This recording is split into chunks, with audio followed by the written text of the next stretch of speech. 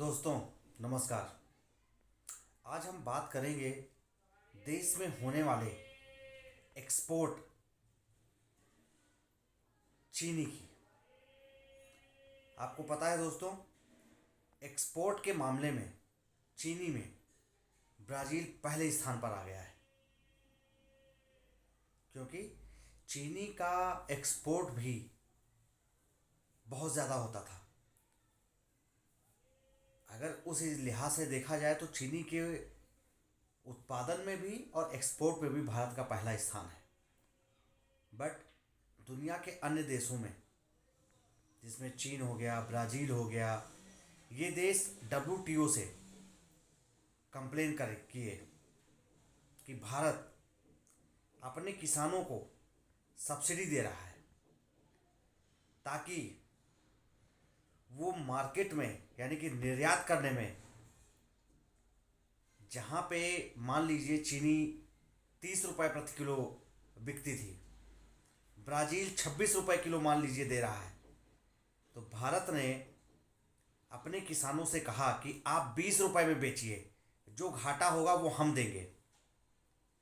किसान ने कहा बहुत अच्छा है।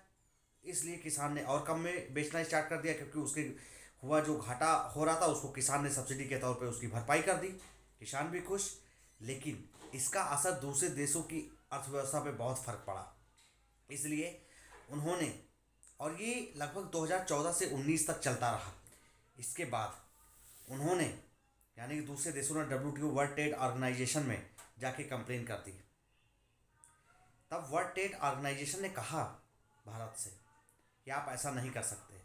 तो भारत की कूटनीति में ये कहा गया कि क्यों हम नहीं कर सकते। तब WTO ने कहा कि 1990 या 94 के अराउंड में कोई दस्तावेज पे साइन किए गए थे, जिसमें ये कहा गया कि आप 5% या 10% से ज़्यादा आप सब्सिडी नहीं दे सकते। तब भारत सरकार ने कहा अच्छा ये बात है।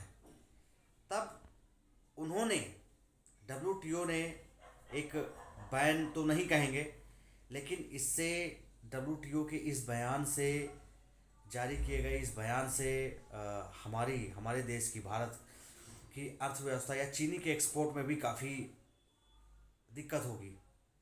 उतना फ़ायदा नहीं मिल पाएगा। लेकिन अभी भी सरकार की नज़र इस पे है, सरकार देख रही है, क्योंकि भारत की सरकार इस समय बहुत मजबूत सरकार है। वो ज़रूर इस पे कोई ना कोई निर्णय ज़रूर लेगी। धन्यवाद दोस्तों।